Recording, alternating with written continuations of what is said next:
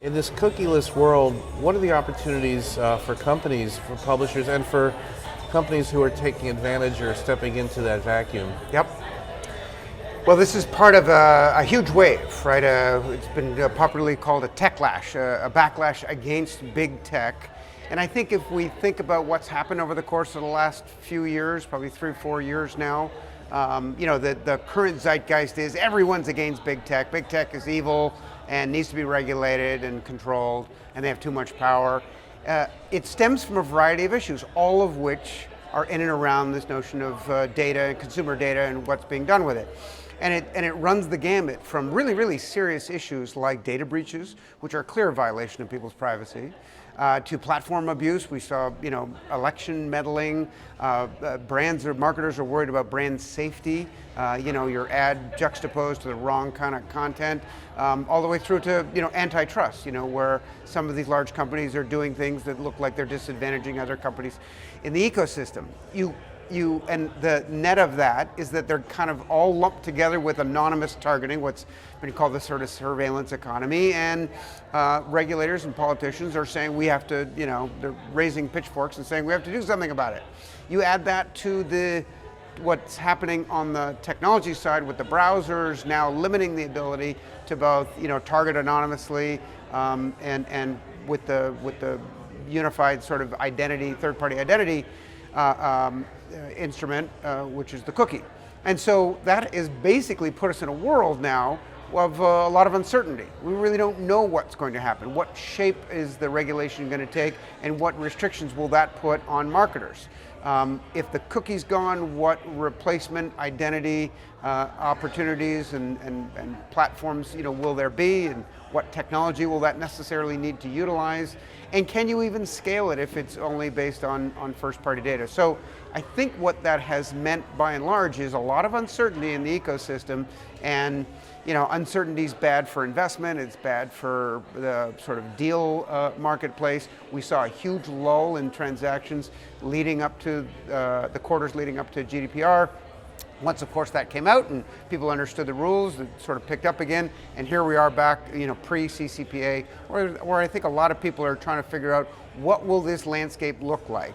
I think there is no question that consumers do, when provided the facts around the implicit trade-off they have between free content and utility versus seeing ads, that they will in fact opt in for that. We've seen it with GDPR. The consents are low single-digit opt-out, and so I think the net of all of this focus will be to change the implicit value trade-off to an explicit one where consumers understand the premise and opt in. And the notion of the identity graph, we hear a lot about that. Of course, we hear a lot from LiveRamp, and there are other companies. What is as a business sector, what are the opportunities around what we would call the identity graph? So part and parcel of the whole opportunity to do marketing on a one-to-one or audience addressable basis is that the sort of single unit of currency is identity, right? You need to know who's on the other side. Of course, we will have restrictions associated with sort of third-party identity, but nonetheless, we're going to need to know who it is that's watching the ad or engaging with the content in order to personalize it, in order to personalize the advertising experience. That is going to take that can't be provided by one company. I mean, it's provided by one company within each of the walled gardens, which is part and parcel why they work so well. But for the open ecosystem, I can't see an approach that's not a collaborative approach, where a variety of companies and platforms and publishers, band together to share some kind of unified identity. I suspect we'll have multiple ones because we live in a capitalist world, but it's hard to see how any one company can create a single identity. And finally, I wanted to ask about the streaming wars. The NBC announced the Peacock this morning, and yes, there's a lot of anticipation in the months ahead, and just sort of your thoughts about ad-supported VOD. Well, in the eyes of big media, they understand that the consumer preference around TV consumption is changing, and it's hard to, you can't argue with the consumer, right? They want on-demand content.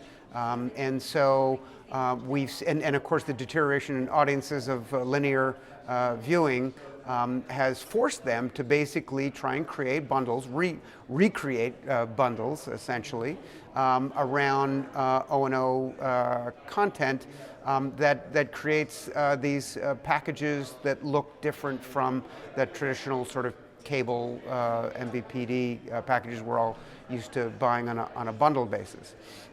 There's a whole variety of packages out there at different price points and different content.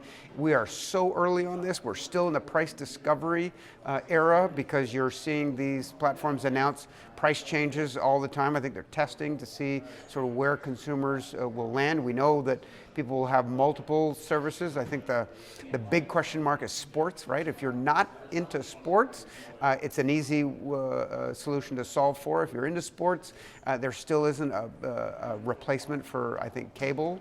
But there likely will be someday. I think it's going to take years to hash out, who's going to win in these cable wars, and ultimately there'll need to be some aggregation of these bundles. In other words, it's back to the future. We're going to have to rebundle and reaggregate content because the consumer is simply not going to have a good experience with discovery or consumption if they have to flip to 20 different services, let alone pay for them.